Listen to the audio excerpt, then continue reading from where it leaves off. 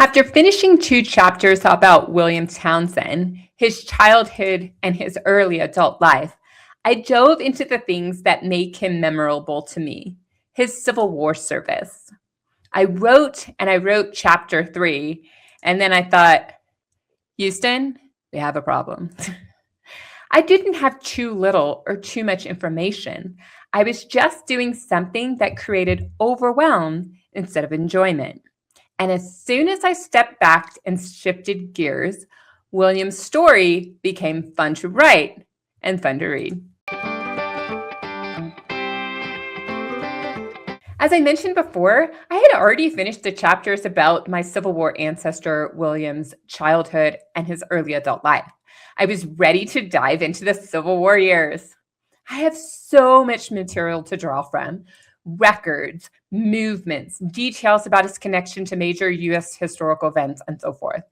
But this wealth of resources created a new problem. After drafting the way I teach in A Recipe for Writing Family History, which involves starting with documents and layering in historical context, this one chapter was huge. Now, technically, that's not a problem. I could break up chapters into enlistment, training, first assignment, injury, treatment, and discharge. But when I stepped back, I realized something. I had jumped straight into the war chapters without reestablishing the historical context. And this time, a simple zoom in technique wasn't solving the problem. And that's when I realized this wasn't a content problem. I hadn't transitioned William from his early adulthood to his military service well. I'll have to admit to feeling stuck on how to move forward. And this is when I got a little help from AI language models. I asked for help rearranging the details, smoothing out historical context. And then one model asked, would you like a bridge chapter connecting the 2 early chapters better to the war chapters? And then I thought, what is this bridge chapter you speak of? I learned that a bridge chapter doesn't carry the main story. It connects 2 parts of an ancestor's life together. And by so doing, it solves 2 problems at once. First, it allows me to transition William into military service without cramming everything into one oversized chapter. And then it let me shift how I tell the story. I'll get into specifics in a moment, but know this: from here through the end of the war chapters, I can now dive into a different retelling of events, one that's chronological, how they happen in William's life.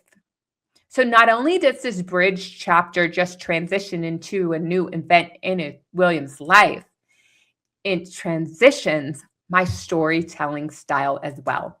So let me show you what I actually changed, because this is where things started to click. When I looked at my original draft was trying to do everything: introduce the war, explaining troop movements, breaking down the regiment, and starting William's service. Even I got bored rereading this story. So the first shift was to make chapter 3 not do all things. Instead, I asked what actually belonged in this story right now if we're on William's shoulder at this moment. What do we need to know before we follow him into his military service? The second shift is breaking the chapter in part. And here's where I have chapter 3, war service begins; 4, leaving Columbus; 5, arriving at post; 6, William's fighting, and so forth. And now I say, okay, chapter 3 has a narrow scope: war begin. It has a clear job to do, and it needs to set up the stage for the next series of chapters. So in chapter 3, I went ahead and applied the same scene setting technique that I prefer. I zoomed out from William's personal life to detail what was happening in the country, the Civil War, obviously. More specifically, I touched on the war's progress to the spring of 1864, the introduction of the 100-Day Service Initiative by the governor of Ohio. Then I zoomed back onto William by showing how that service option was a natural fit, as he had been serving in his home front regiments already. And then I ended this chapter with William on the gathering date that the Ohio governor established. To ensure clarity, let me tell you what's happening. William isn't the starring role in this bridge chapter.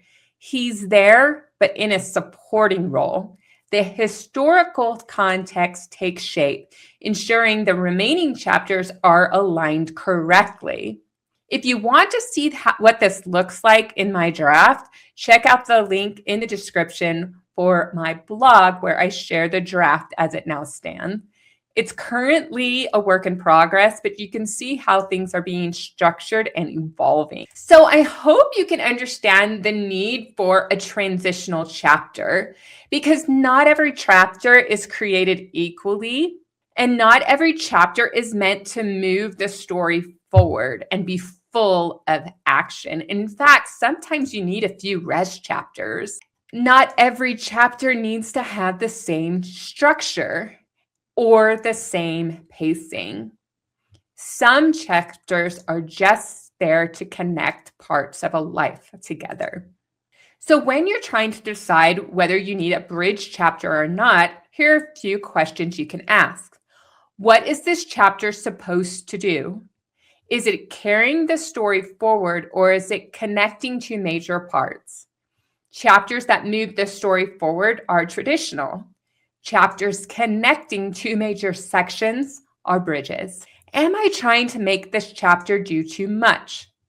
Are there 10 events happening in one chapter, or am I introducing and explaining and narrating all at once? That's usually a sign that something needs to be separated or repositioned. The third question is what belongs here and what belongs later.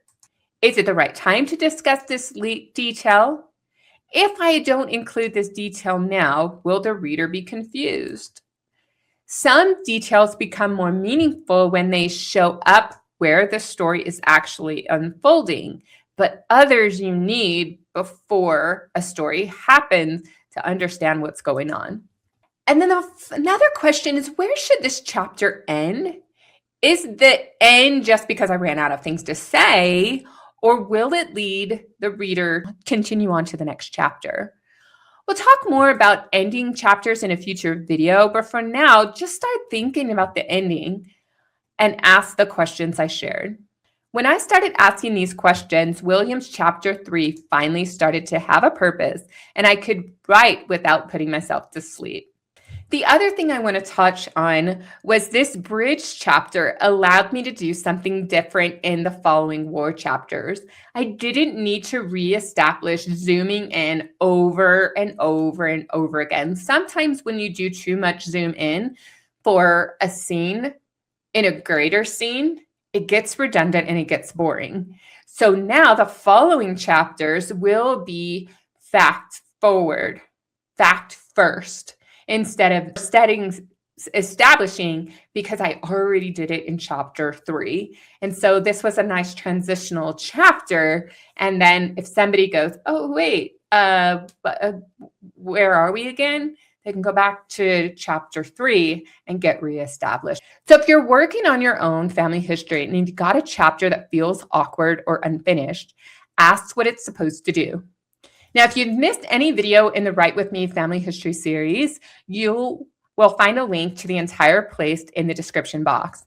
But in the meantime, I'd love to hear from you. Have you run into the need for a bridge or transitional chapter in your writing? If so, let me know in the comments. Remember to like the video, leave a comment, and subscribe on your way out. Then go write your family history.